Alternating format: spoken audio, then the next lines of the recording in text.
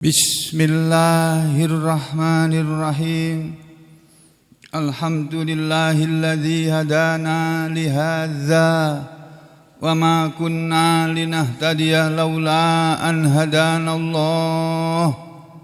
Wa laqad ja'at rusulu rabbina bil haqq wa nudu an tilkumul jannatu uristumuha bima kuntum ta'malun.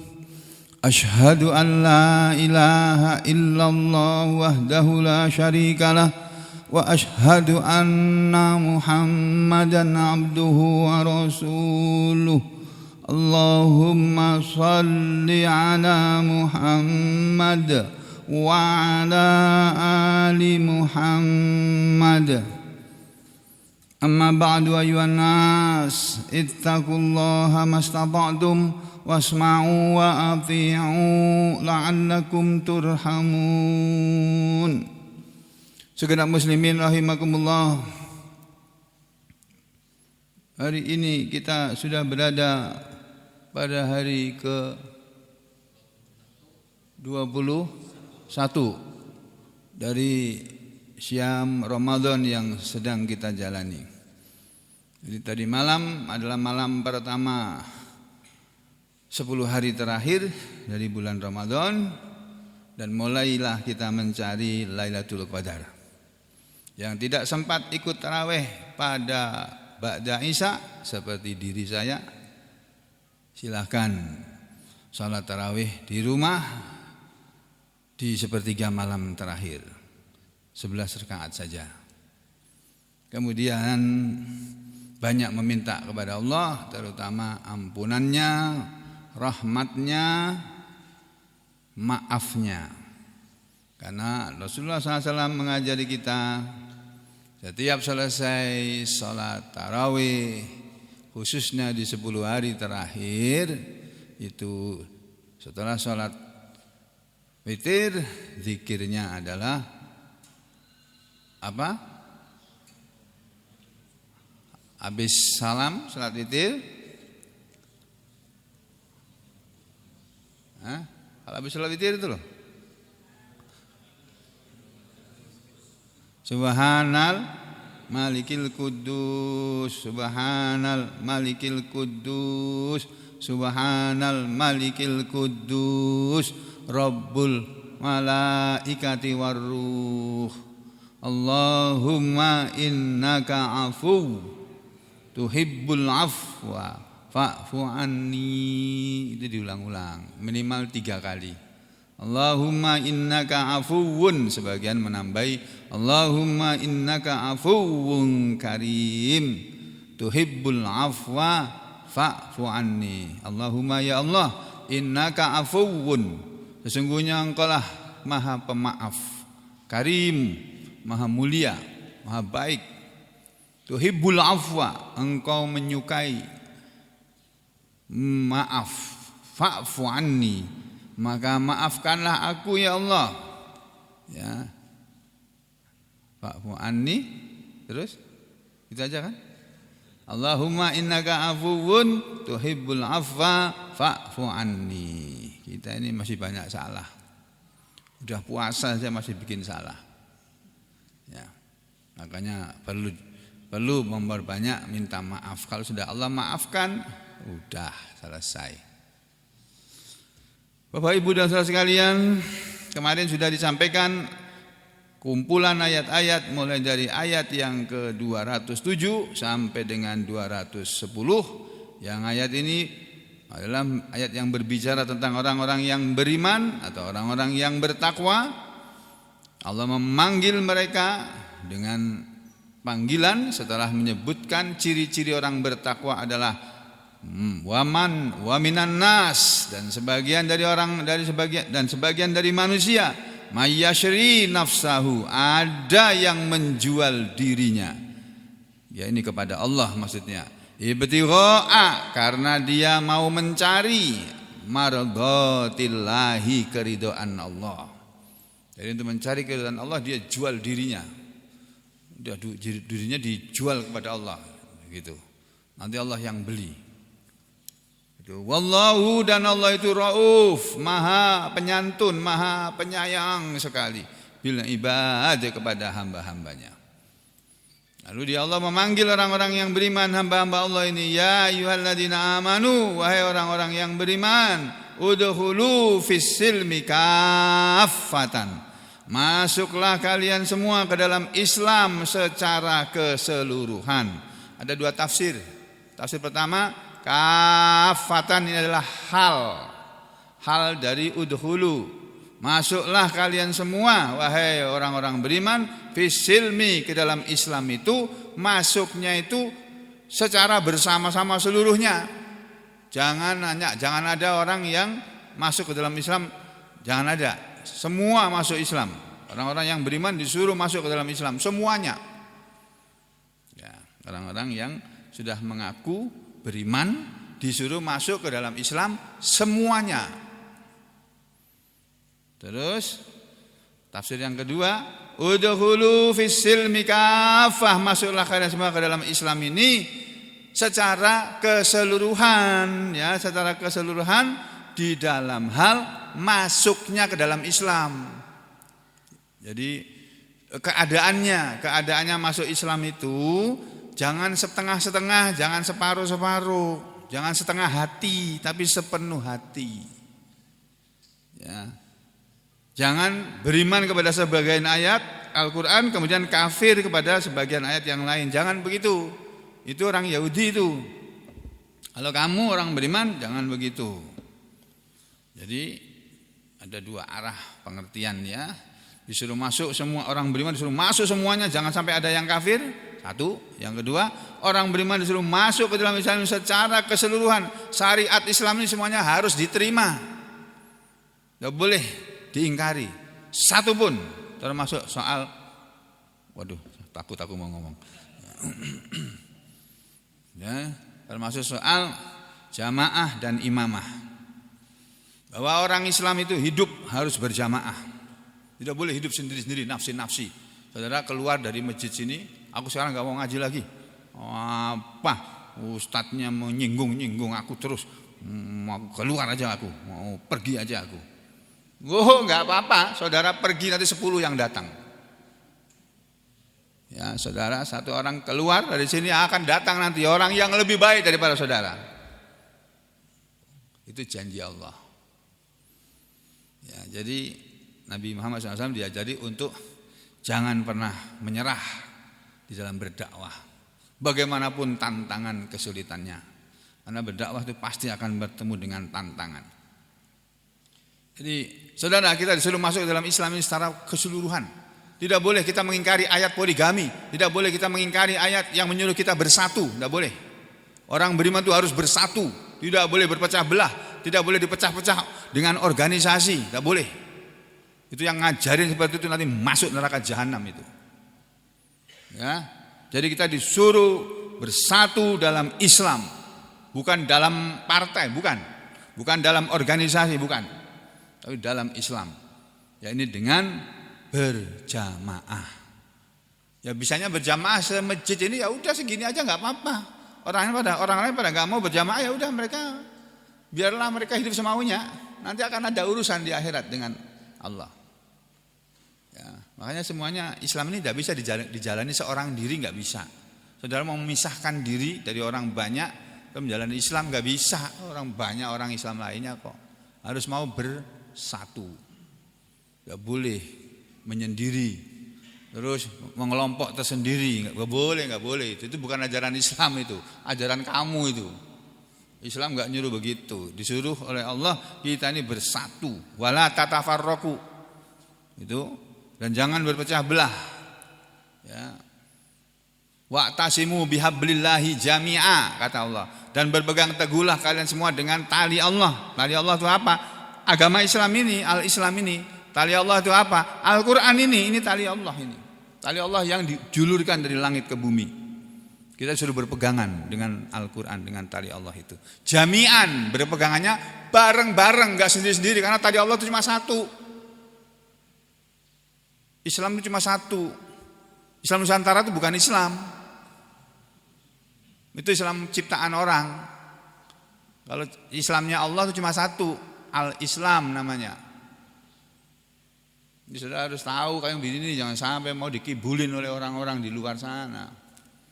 Harus ngerti betul-betul. Orang lain mau percaya kepada Islam salah ya biarin aja mereka. Itu hak mereka untuk percaya seperti itu kok. Tapi yang jelas Nabi Muhammad SAW tidak pernah mengajarkan isnus. Beliau mengajarkan Islam, Al-Islam. Dan kita disuruh masuk ke dalam Islam secara keseluruhan. Artinya semua syariat Islam kita harus terima, tidak boleh menolak. Oleh karena itu di belakangnya ada larangan, wala tattabi'u khutuwatis syaiton, dan kamu jangan mengikuti langkah-langkah setan atau jejak-jejak setan atau bisikan-bisikan setan atau perintah-perintah setan, karena setan itu menyuruh kita berpecah belah. Setan itu menyuruh kita jauh dari Al-Quran. Setan itu menyuruh kita jangan mengamalkan Al-Quran. Itu setan itu. Walaupun yang ngomong itu manusia, itu setan, bukan manusia itu. Wujudnya aja manusia, tapi itu syaitan. Ya. Kemudian kata Allah, setelah Allah bilang begitu, lalu ditegaskan lagi, innahu lakum aduwwun mubin. Sesungguhnya setan itu dia adalah bagi kalian musuh yang nyata. Jadi setan itu musuh, jangan dijadikan teman. Kalau ada orang menyuruh kita berpecah belah, itu musuh itu, jangan diikuti omongannya. Kita disuruh mengikuti Islamnya Nabi Muhammad sallallahu alaihi wasallam, bukan Islam yang lainnya, bukan Islam murni, bukan Islam sejati, bukan Islam radikal, bukan Islam radikul, bukan Islam moderat, bukan Islam konservatif, bukan Islam tradisional, bukan. Cuma satu Islam itu yang dibawa oleh Nabi Muhammad sallallahu alaihi wasallam. Nah, setan itu menyuruh kamu menyelisihi Al-Quran. Lalu Allah peringatkan, fa in zalaltum, maka jika kalian menyimpang dari syariat Islam satu saja, mim ba'di ma ja'atkumul bayyinat, sesudah apa yang datang kepada kalian penjelasan-penjelasan itu, ya. Kalau penjelasan-penjelasan tentang Islam sudah datang kepada kalian, lalu kalian menyimpang dari penjelasan itu. Aku gak mau ngikuti, sekarang berhenti ngaji, mau pergi aku. Dan gak mau beramal lagi dengan Islam. Mau murtad misalnya. Allah tuh gak berkurang kemuliaannya dengan ditinggal murtad oleh manusia dari Islam. Allah itu tetap maha mulia, tetap maha gagah perkasa. Karena dia tidak perlu kepada kita, tapi kita yang perlu kepada Allah. Allah mengancam bagi siapa yang menyimpang dari syariat Islam, tidak mau masuk ke dalam syariat secara keseluruhan, dia menolak poligami misalnya, itu ya, atau menolak persatuan, ya, menolak perintah Islam itu bersatu, umat Islam itu bersatu, fa'lamu, maka ketahuilah, annallah, bahwa Allah itu azizun, maha gagah perkasa. Artinya dia bisa menyiksa siapa saja yang dia mau siksa. Enggak ada yang bisa menghalangi kalau Allah mau menyiksa. Kalau penguasa di dunia ini ada orang mau dihukum itu kadang-kadang enggak bisa. Presiden pun enggak bisa menghukum dia. Karena apa? Ada yang lebih berkuasa dari presiden.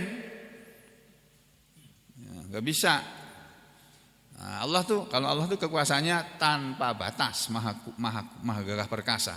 Dia bisa menghukum siapa saja yang dia mau hukum, tapi Allah itu tidak seperti manusia yang kadang-kadang menghukum orang yang tidak bersalah.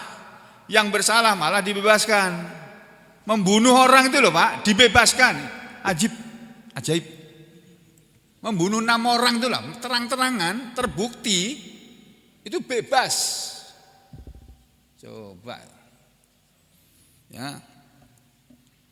Nah, Allah itu walaupun dia maha gagah perkasa dan bisa menyiksa siapa saja yang dia mau siksa, bisa menghukum siapa saja yang dia mau hukum, tapi dia hakim, maha bijaksana. Dia menghukum orang yang patut dihukum, yang pantas dihukum. Itu. Nah, Allah bilang di kalimat terakhir, mereka-mereka itu Muhammad yang tidak mau percaya kepada Islam, tidak mau masuk ke dalam Islam itu, tetap berada pada pendirian mereka, kekafiran mereka, kemusyrikan mereka.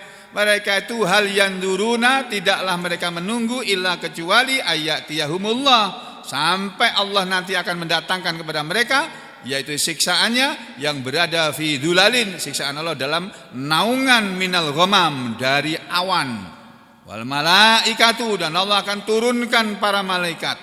Dan para malaikat akan turun, ya Allah akan menurun dan para malaikat pun akan turun dengan menggiring awan yang Allah kirimkan itu tadi. Allah datangkan kepada siapa yang akan dia siksa, wa qudiyal amr, dan di saat itu selesailah semua urusan, diselesaikanlah segala urusan. Jadi kalau sudah turun bencana dari Allah, waduh, urusan membangun jalan tol selesai sudah.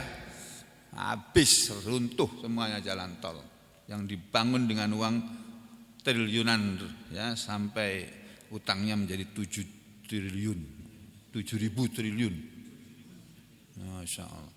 Dan kemudian Allah mengingatkan, wa ilallahi, dan kepada Allah lah wahai orang-orang beriman, turja'u, akan dikembalikan al-umur, semua urusan. Nah, setelah ayat ini, kemudian pada ayat berikutnya Allah berbicara tentang Bani Israel. Nih ya, ini kita lewati. Kita masuk kepada ayat berikutnya, ayat 212 yang perlu segera diketahui. Yang saya mau sampaikan yang perlu segera diketahui aja.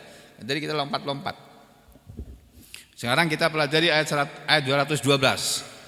A'udzu billahi minasy syaithanir rajim.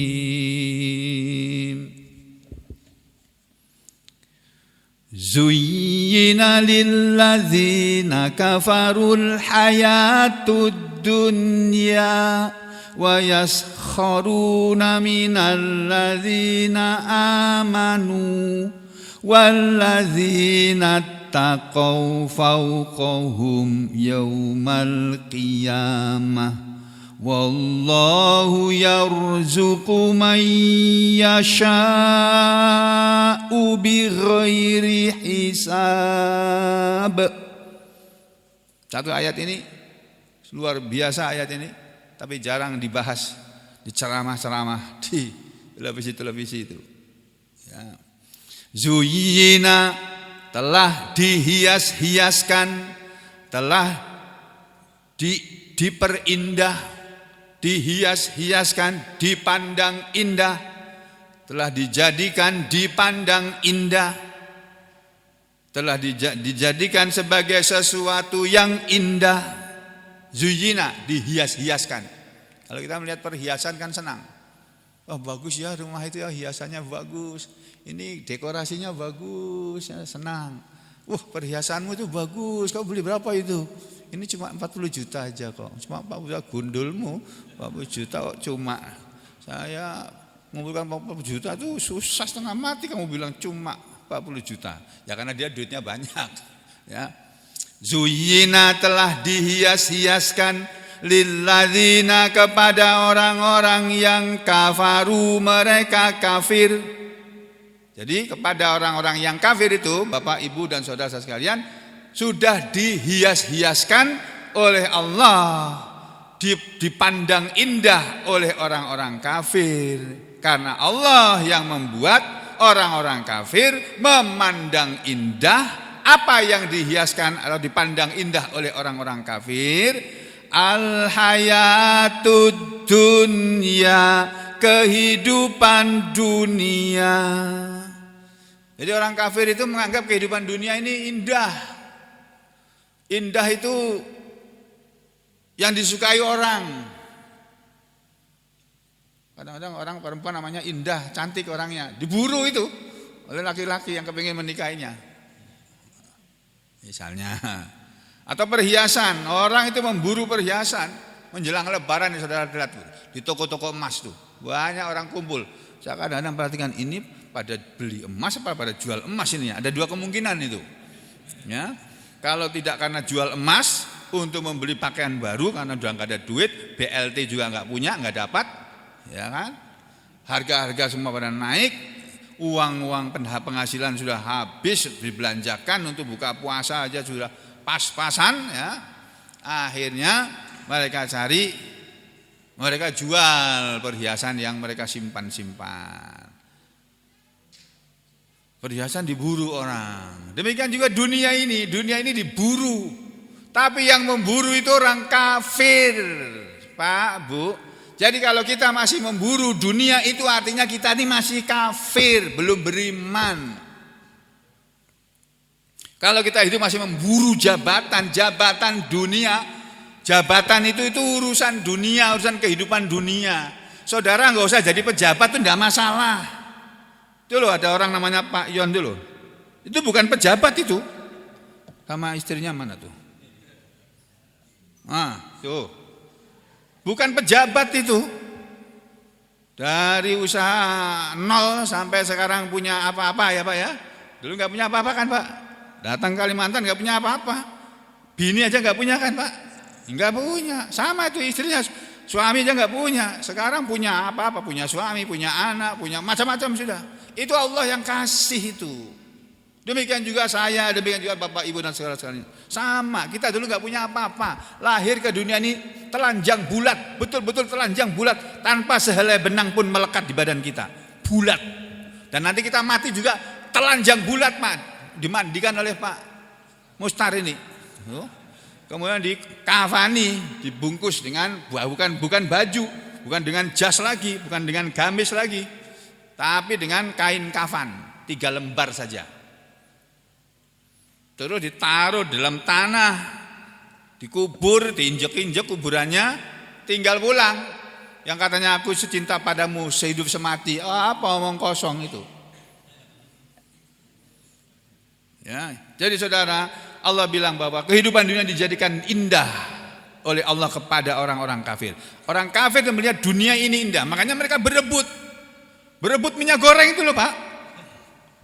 Ditahannya minyak goreng, sehingga akhirnya dijual murah kepada masyarakat banyak yang susah nyari minyak goreng. Ternyata ada yang menjual tuh partai-partai tertentu yang menjual murah atau bagi-bagi.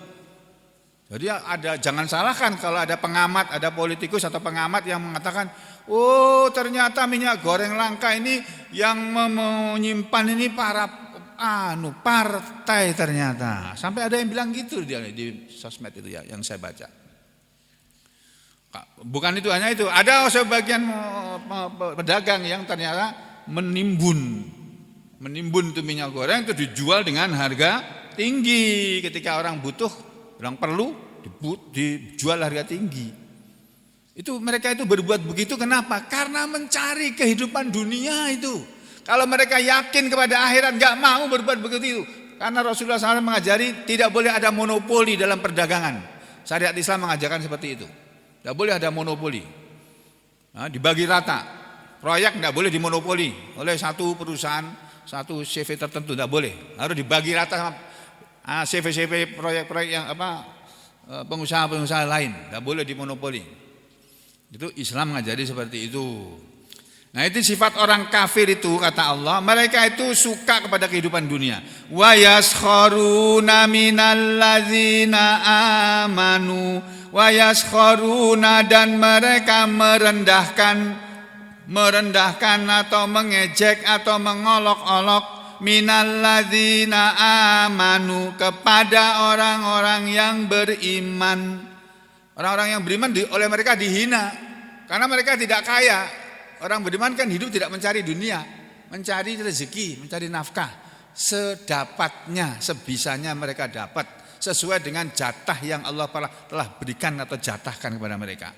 Mereka syukuri itu walaupun dapatnya cuma sedikit. Itu orang beriman. Nah, orang-orang beriman ini oleh orang kafir dihina, direndahkan. Apa bajumu kayak gitu jelek itu? Nih bajuku bagus ini. Apa mobilmu itu jelek itu? Ini mobil begini loh, bagus. Orang kafir begitu, Pak. Merendahkan orang-orang beriman. Ya, walladzina taqau, dan orang-orang yang mereka bertakwa. Ya, ini orang-orang yang beriman ini yang di dunia dihina, direndahkan, ditipu, dikibulin, tapi terus nekat saja sampai percaya sama yang ngibulin. Salahnya sampai sendiri percaya dikibulin gitu. Udah tahu ngibul kemarin kok sampean pilih lagi misalnya gitu. Ya. Mereka itu merendahkan orang-orang yang beriman. Padahal kata Allah, walladzina taqau, dan orang-orang yang bertakwa itu Muhammad, ya ini orang-orang yang beriman itu, yang dihina, direndahkan orang-orang kafir itu fauqahum, nanti di akhirat kedudukannya fauqahum, di atas mereka, yaumal qiyamati, yaitu pada hari kiamat. Sekarang hari kiamat belum datang. Yang datang baru hari Senin, Selasa, Rabu, Kamis, sekarang Jumat. Hari kiamat belum datang. Nanti pada hari kiamat barulah orang-orang yang beriman gantian kedudukan mereka di atasnya orang kafir. Nanti orang miskin masuk surga, presidennya masuk neraka. Halo Pak Presiden, dadah gitu. Presiden siapa? Mbo, aku nggak nyebut nama. Jangan nyebut nama nanti kena pasal. Ya. Jadi orang-orang miskin itu yang nanti kebanyakan kata Rasulullah SAW penghuni surga itu kebanyakannya adalah orang miskin, walaupun orang kayanya juga ada di sana. Tapi mereka kedudukannya di atas orang-orang kafir. Kemudian Allah tutup ayat ini dengan firman-Nya, wallahu yarzuqu, dan Allah itu selalu memberi rezeki man kepada siapa saja yang yasha'u dia kehendaki. Jadi Allah itu selalu memberi rezeki kepada siapa saja yang dia kehendaki. Jadi tidak semua orang yang memerlukan rezeki minta rezeki pada Allah dikasih. Yang dikasih ya orang yang Allah kehendaki. Dan kata Allah, dan Allah itu Muhammad memberi rezeki kepada orang yang dia kehendaki bi ghairi hisab, bi ghairi dengan tanpa hisabin perhitungan. Allah memberi rezeki dengan tanpa perhitungan tuh maknanya ada dua.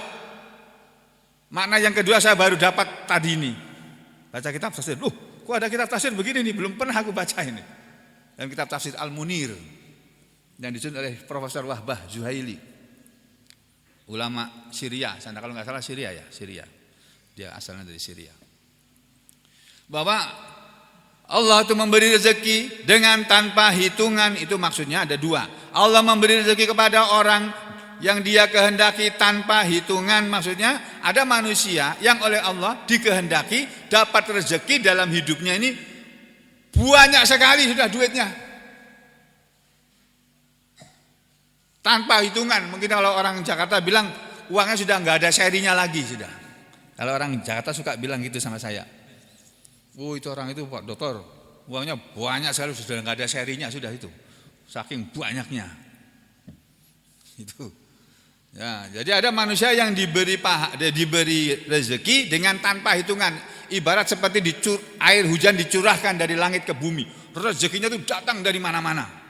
Dari pom bensinnya dapat, dari sawitnya dapat, dari waletnya dapat, dari batu baranya dapat, dari biji besinya dapat, dari tambang emasnya juga dapat. Nah, apalagi sekarang?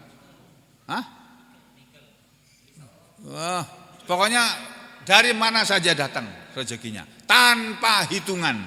Ada manusia yang seperti itu. Itu tafsir yang pertama. Tafsir yang kedua dari ayat ini saudara, wallahu yarzuqu may yasha'u bighairi hisab, dan Allah itu memberi rezeki kepada siapa saja yang dia kehendaki tanpa hitungan. Tanpa perhitungan ini maksudnya Allah memberi rezeki kepada orang yang dia kehendaki dengan tanpa hitungan, yakni tanpa memperhitungkan dia itu iman atau dia itu beriman atau dia kafir, dia itu musyrik atau dia beriman, ya, dia musyrik atau dia bertauhid, dia itu ahli bid'ah atau ahlu sunnah, ya, dia itu orang kulit putih atau orang kulit hitam, ya, dan seterusnya. Allah nggak pandang mau dia orang iman atau dia orang kafir, dia orang baik atau dia orang jahat. Kalau Allah kehendaki diberi rezeki, Allah akan beri rezeki dengan tanpa memperhitungkan keimanannya, kekafirannya, jabatannya, keturunannya dan sebagainya.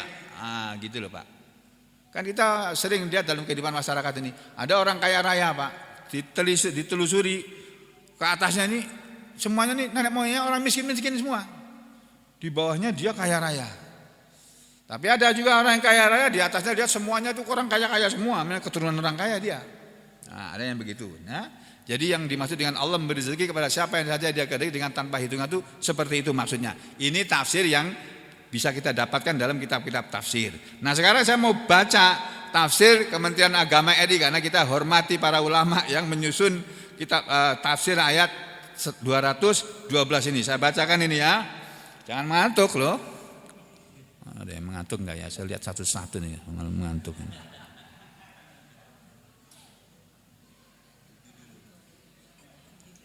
Oh, enggak ada kayaknya. Pada ketawa semua nih. Nah, ini saya bacakan tafsirnya ini. Tafsir Kementerian Agama RI, bukan tafsir bahasa Arab, bukan.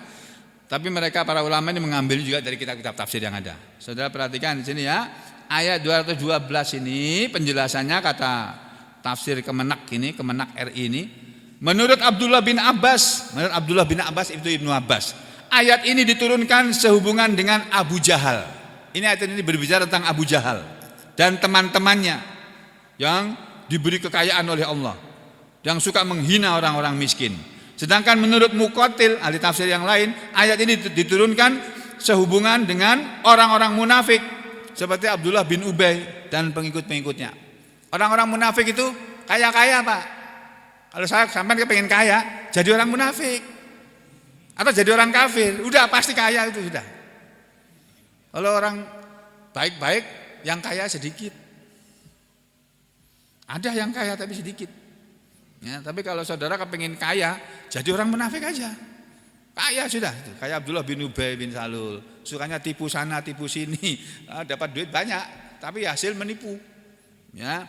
Nah, kemudian riwayat lain mengatakan bahwa ayat ini diturunkan sehubungan dengan orang-orang Yahudi, yaitu tokoh-tokoh dan pemimpin-pemimpinnya dari kalangan Yahudi Bani Quraidah, Bani Nadir dan Bani Qainuqa, yang kesemuanya selalu menghina kaum muslimin. Imam Fakhrur Razi dalam kitab tafsirnya, tafsir Mafatihul Ghaib, berkata tidak ada salahnya bila dikatakan bahwa ayat ini diturunkan untuk ketiga golongan tadi. Jadi begitu kesimpulannya. Sudah menjadi tabiat yang melekat terutama dalam hati orang kafir, yaitu mencintai dunia lebih dari segala-galanya. Setan menggambarkan kepada mereka kenikmatan hidup di dunia yang indah, permai indah dengan sehebat-hebatnya sampai seluruh perhatian mereka tercurah kepada dunia. Itu orang kafir, Pak. Mereka merebutnya mati-matian, mempertahankannya dengan jiwa raganya. Kita lihat kelakuan orang-orang yang berebut jabatan, ingin mempertahankan jabatannya itu. Itu kan berebut mati-matian itu, segala cara pokoknya itu. Cara A nggak berhasil, cara B, cara 1 nggak berhasil, cara 2, cara 3. Ada 5 cara mereka rencanakan untuk meloloskan kemauannya ini. Oh, ini lagi diributkan ini. Ya. Terus mana kata ini? Ya. Mereka tidak dengan jiwa raga, mereka berusaha mempertahankannya dengan jiwa raga, tidak mempedulikan larangan agama atau kesopanan atau hukum-hukum Allah dan Rasul. Banyak celaan mereka yang ditujukan kepada orang-orang beriman, seperti kepada Abdullah bin Mas'ud mereka hina, Ammar bin Yasir mereka hina, Suhaib bin Umayyah mereka hina dan sebagainya, dengan sengaja untuk menghina, merendahkan kedudukan mereka. Mereka berkata, orang-orang muslim itu suka menyiksa diri dan meninggalkan kesenangan dunia mereka. Padahal mereka bersusah payah dengan cara mereka bersusah payah mengerjakan ibadah, menahan hawa nafsu dengan berpuasa, dengan berzakat, dengan mengeluarkan biaya besar untuk haji. Ngapain itu orang-orang Islam itu? Mengeluarkan uang untuk buka puasa bersama, disimpankan banyak duitnya. Apain? Karena mereka berpikir dunia, tidak berpikir akhirat. Sementara orang beriman mengeluarkan hartanya untuk buka bersama karena dia pengen dapat pahala semua orang yang berpuasa ini. Jadi ibu-ibu, bapak-bapak yang memberikan buka puasa itu dapat pahalanya semua orang yang sampean kasih puasa itu pahalanya mereka sampean borong itu. Di samping pahalanya sampean sendiri berpuasa. Makanya Nabi ada keterangan dari para ulama, memberi makan buka puasa itu walaupun hanya dengan setetes air, seteguk air minum, itu sudah pahalanya sama dengan pahalanya orang yang berpuasa tadi diberikan kepada dia. Dan sebaiknya kata para ulama memberi makan buka puasa kepada orang sampai kenyang dia. Nah, itu yang bagus. Jadi bukan hanya seteguk air aja. tapi sampai kenyang kasih makan. Tapi ya kenyangnya orang kan satu dengan yang lain beda-beda, Pak. Ya, yang terakhir ini saya dapat kiriman buka puasa dari saudara-saudara yang berbuka puasa itu dikirim ke tempat praktek saya kan. Habis langsung karena nasinya cuma sedikit. Coba kalau nasinya banyak mesti turah itu. Sisa itu. Nah, nasinya sedikit, lauknya enak, sikat habis sebentar aja, Pak. Pasien enggak sampai 5 menit menunggu aku makan, sudah masuk lagi gitu. Masya Allah. Ya. Nah, itu pandangan mereka. Ejekan dan penghinaan kaum kafir terhadap kaum muslimin dijawab bahwa orang yang bertakwa kepada Allah nanti pada hari kiamat jauh lebih tinggi martabat dan kedudukannya daripada mereka. Orang yang bertakwa akan dimasukkan ke dalam surga sebagaimana disebutkan dalam firman Allah yaitu dalam surat Maryam. Bawakan sini ya, surat Maryam surat yang ke-19. Ini surat Maryam surat yang ke-19 ada ayat yang ke-63. Ini ayat 63. A'udzu billahi minasy syaithanir rajim. Tilkal jannatul lati nuritsu min ibadina man kana taqiyya. Ini dalil petunjuk dari Al-Quran bahwa yang bisa masuk surga itu hanya orang yang bertakwa. Jadi kalau kita belum bertakwa belum bisa masuk surga. Makanya sampai masih diberi hidup oleh Allah karena belum bertakwa ini. Saya sampai sana masih hidup karena belum bertakwa ini. Orang bertakwa itu nggak mungkin dia marah kepada saudaranya kok karena dihina, karena ditegur, terus marah. Enggak, orang bertakwa itu enggak ada sifat seperti itu. Misalnya saya diprotes, Pak Sugeng, salah itu begini, terus saya marah. Sampai ini tahu apa sih? Negur-negur aku, ingatkan aku. Pak Sugeng belum bertakwa itu. Jadi ingatkan orang terima kasih, oh iya terima kasih ya, kamu ingatkan saya salah, terima kasih sekali. Nah harusnya begitu. Nah kalau kita diprotes orang jangan marah, jangan kayak orang di sana itu. Orang di sana itu minta diprotes, tapi ketika diprotes sembunyi, nggak mau nemu yang protes. Nah, orang di sana itu loh Pak. Nah, saudara, ini ya. Allah bilang, tilkal jannatu itulah surga kata Allah. Allati yang apa? Yang surga itu tadi nurisu kami akan mewariskan min ibadina kepada sebagian dari hamba-hamba kami yaitu man orang yang kana adalah dia adalah taqiyya orang yang takwa. Itulah surga wahai Muhammad yang kami akan mewariskan surga kepada hamba-hamba kami, kepada sebagian dari hamba kami, tidak semua hamba kami. Sebagian dari hamba-hamba kami yaitu hamba-hamba kami yang dia adalah orang yang bertakwa. Mangkana taqiyya, orang yang bertakwa, orang yang menjaga dirinya dari kesyirikan, dari kekafiran, dari kemunafikan, dari kemaksiatan dan dari kedurhakaan kepada Allah dan Rasulnya. Itu orang yang takwa. Nah, ada hadis Nabi, la ya'kulu ta'amakum illa taqiyun atau illa taqiyan, ya.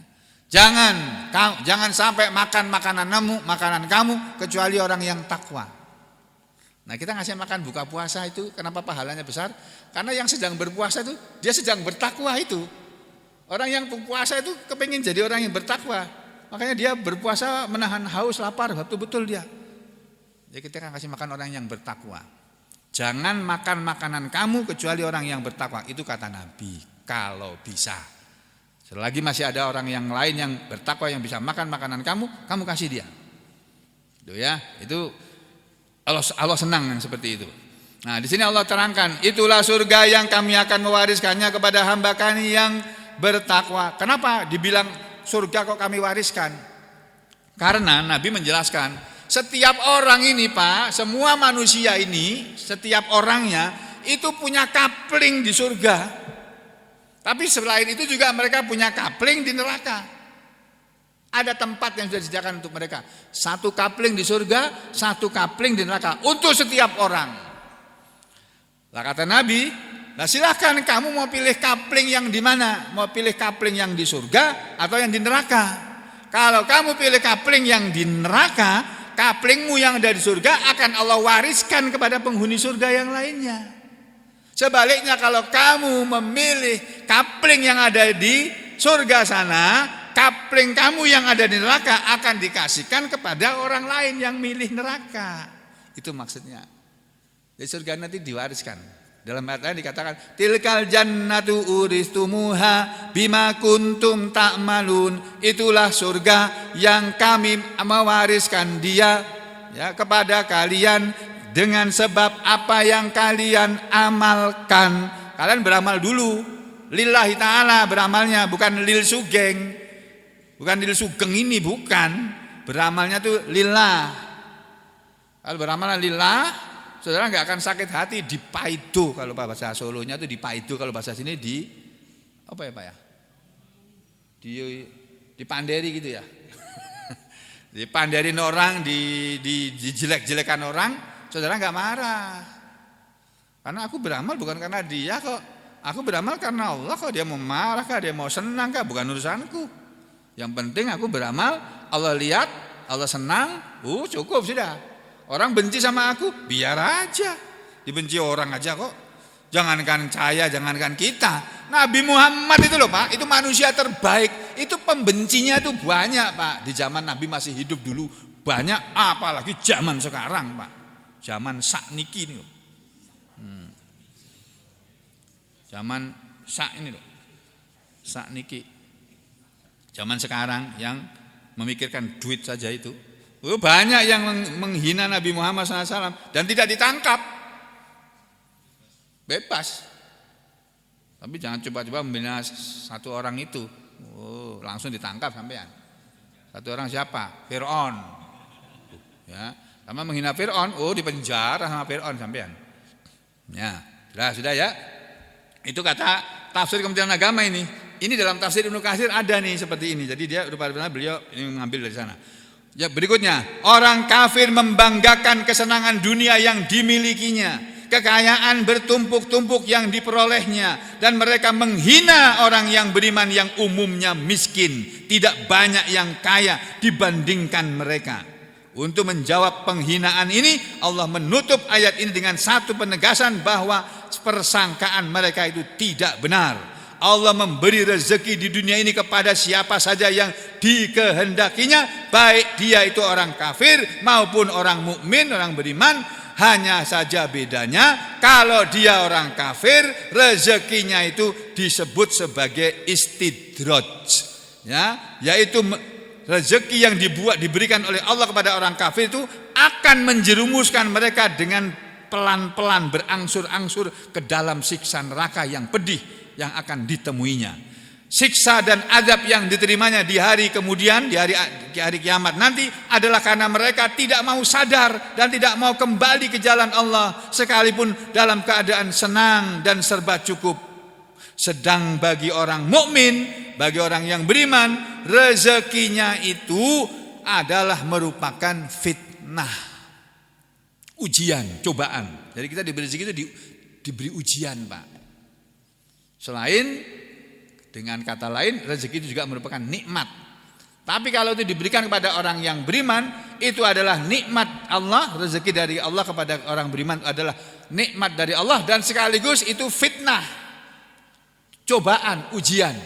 Jadi kita diuji oleh Allah, yaitu cobaan apakah dia mampu dan sanggup menggunakan dan memanfaatkan harta atau rezeki itu kepada hal-hal yang diridhoi Allah Subhanahu wa taala atau tidak. Kalau dia mau mempergunakan rezekinya untuk kepentingan akhirat, nah itu yang betul begitu. Kasih rezeki, ada kesempatan apa? Sedekah, ikut sedekah. Kumpulan buka bersama, ikut. Ya, urunan enggak apa-apa karena enggak mampu nanggung semuanya. Ya. Atau yang lainnya lagi. Di akhirat nanti orang-orang kafir akan meringkuk dalam neraka, merasakan siksaan dan azab yang amat pedih tak terhingga, sedangkan orang mukmin dimasukkan dalam surga, diberi pahala berlipat ganda tanpa ada batasnya. Sebagaimana firman Allah Subhanahu wa taala di dalam ayat ke-40 ya. Ini nomor cantik, Mak. Suratnya nomor 40.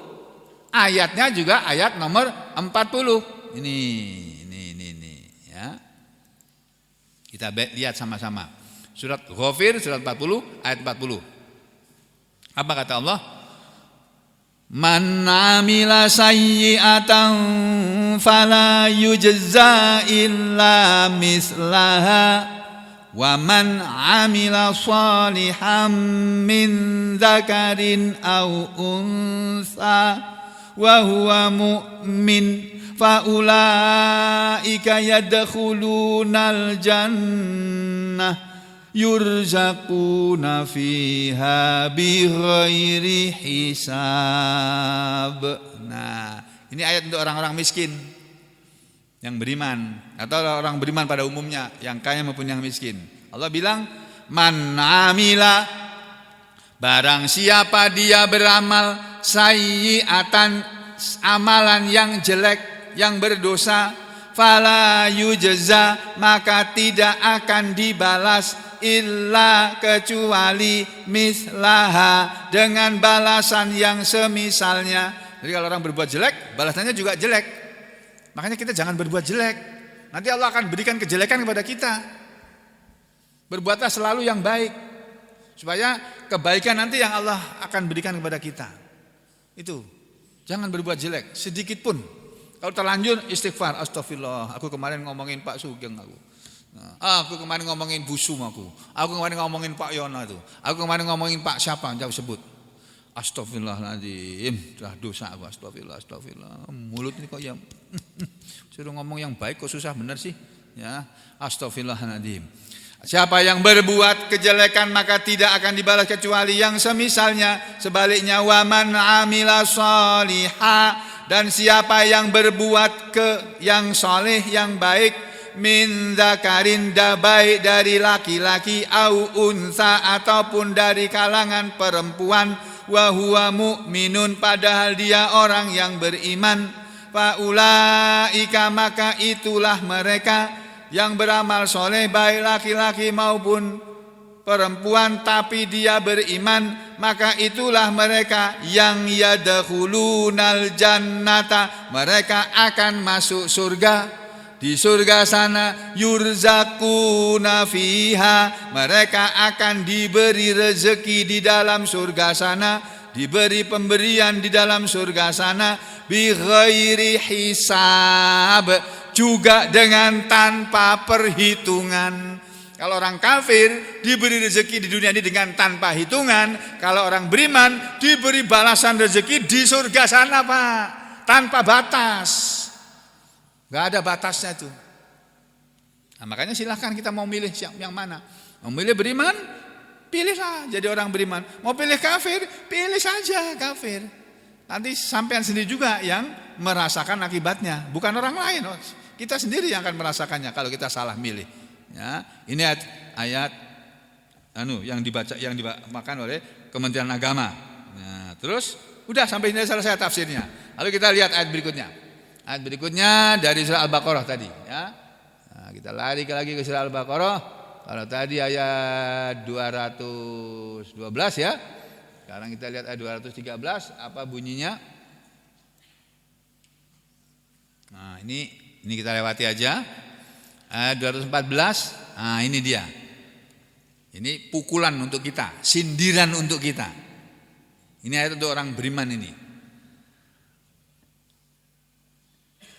A'udzu billahi minasyaitonir rajim. Am hasibtum an tadkhulul jannata walamma ya'tikum masalul ladzina khalau min qablikum massathumul ba'sa wad-dharra wa zulzilu hatta yaqular rasulu walladzina amanu ma'ah mata nasrullah ala inna nasrallahi qarib.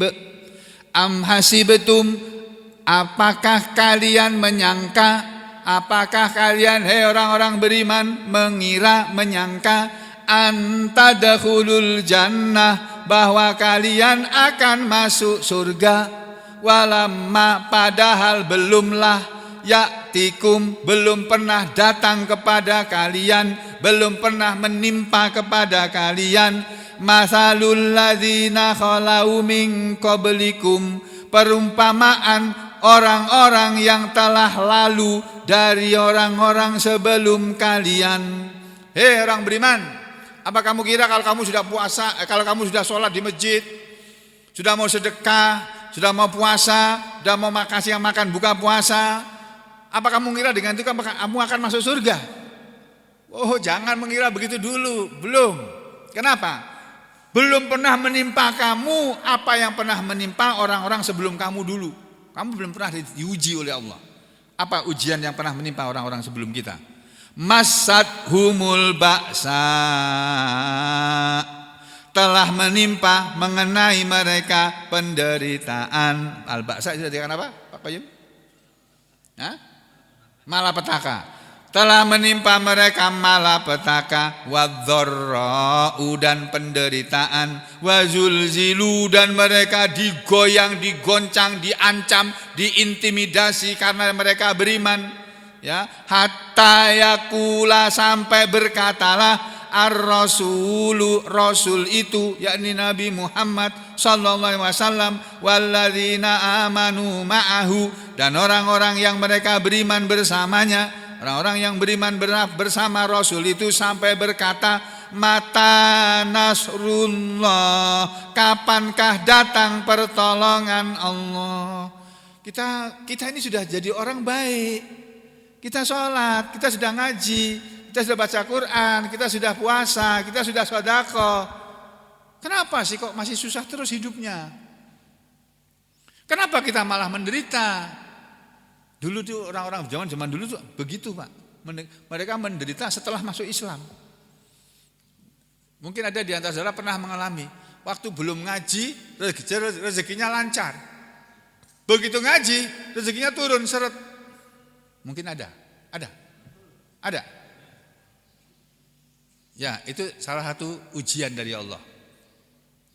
Ya.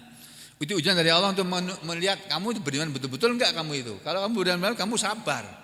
Oh, Allah sedang menguji saya ini, sedang menguji saya. Enggak apa-apa. Enggak apa-apa ya Allah, aku sabar. Aku akan tetap berusaha supaya bisnisku jalan lagi. Ya, enggak menyerah dia, pantang menyerah. Sampai berkata, "Kapankah datang pertolongan Allah?" Allah jawab, "Ala ketahuilah inna nasrallah, sesungguhnya pertolongan Allah itu qaribun, adalah dekat." Pertolongan Allah itu dekat. Jadi kalau kita sedang tertimpa musibah, sedang tertimpa penderitaan, sabar, enggak ada kata lain. Nanti Allah akan turunkan pertolongannya. Ya, tapi kalau kita enggak sabar, mengeluh, tiap hari ketemu sama orang mengeluh terus, nah, Allah enggak kasih pertolongan. Ya. Jadi ini ayat ini dijelaskan begini Pak oleh Kementerian Agama RI. Ayat berapa tadi nih? 214. Ya, saya bacakan aja nih. Tafsirnya bagus juga ini. Ada beberapa pendapat mengenai sebab turunnya ayat ini. Pertama, pendapat dari Qatadah, As-Suddi dan kebanyakan ahli tafsir yang mengatakan bahwa ayat ini turun pada mereka yang perang Khandaq. Ketika kaum muslimin mengalami bermacam-macam kesulitan dan tekanan perasaan sehingga mereka merasa gentar dan ketakutan. Itu satu. Pendapat yang kedua, pendapat yang lain, ayat ini turun yang mengatakan bahwa ayat ini turun pada waktu perang Uhud. Waktu perang Uhud, ketika kaum muslimin dipukul mundur oleh pasukan musuh. Dalam peperangan itu, Sayyidina Hamzah, saudara sepupu Rasulullah SAW, tewas dan dianiaya, dicabik-cabik jenazahnya sampai 70 tusukan tombak di dalam tubuhnya. Dan Nabi pun menderita terluka. Nabi kita sampai rontok 2 giginya karena dipukul oleh orang-orang musyrik. Nabi kita tuh kalau perang di depan sendiri Pak. Tapi kalau perang tuh beliau naik kuda di depan sendiri, dikawal kanan kirinya. Kalau jenderal-jenderal sekarang kan enggak, di belakang. Kamu sana serbu, dia di belakang. Enak aja itu. Kalau Kalau Nabi enggak begitu di depan. Karena orang di depan itu belum tentu mati juga, yang di belakang bisa mati juga itu walaupun dia sudah sembunyi di belakang, ditembak musuh dari belakang bisa atau pedul kendari nyasar masuk kena dia. Bisa aja, ya. Jadi kata penjelasan atau tafsir Kementerian Agama ini, ketiga pendapat golongan lain bahwa ayat ini turun untuk menghibur hati kaum muhajirin ketika mereka meninggalkan kampung halamannya dan harta kekayaannya dikuasai oleh orang-orang musyrik Mekah dan kaum Yahudi yang memperlihatkan permusuhan kepada Nabi Muhammad Rasulullah SAW secara terang-terangan dan kesulitan-kesulitan lain yang dialaminya di Madinah. Ayat ini secara tidak langsung memperkuat ayat-ayat sebelumnya, yaitu agar kaum muslimin selalu tabah dan sabar dalam perjuangan. Allah Subhanahu wa taala berfirman, "Walanabluwannakum bisyai'im minal khaufi wal ju'i wa naqsim minal amwali wal anfusi wath thamarat wa basyiris sabirin." Ini sudah lewat surah Al-Baqarah ayat 155. Dan sungguh kami benar-benar akan menguji kalian semua wahai orang-orang yang beriman dengan sesuatu ujian berupa rasa takut, dan yang kedua rasa lapar, dan yang ketiga kekurangan harta, penghasilan, dan yang keempat kekurangan jiwa atau kematian anggota keluarga, wasamarot, dan yang kelima kekurangan hasil panen sawitnya, panen buah-buahannya, wabasyiris sabirin, dan berilah kabar gembira wahai Nabi kepada orang-orang yang mau bersabar. Ada ayat lain dalam surat Al-Ankabut ayat 2. Ahasiban nasu ayyutraku ayyakulu amanna wahum la yuftanun. Apakah manusia itu menyangka bahwa mereka akan dibiarkan begitu saja oleh Allah ketika mereka mengatakan kami sudah beriman dan mereka belum pernah diuji. Jadi dengan kita mau beriman, Allah akan menguji kita.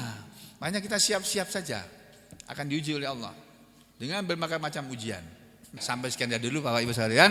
Sampai ketemu lagi besok pagi insya Allah. Semoga Allah memberi pada kita semua kebaikan ya selama Ramadan dan setelah Ramadan nanti.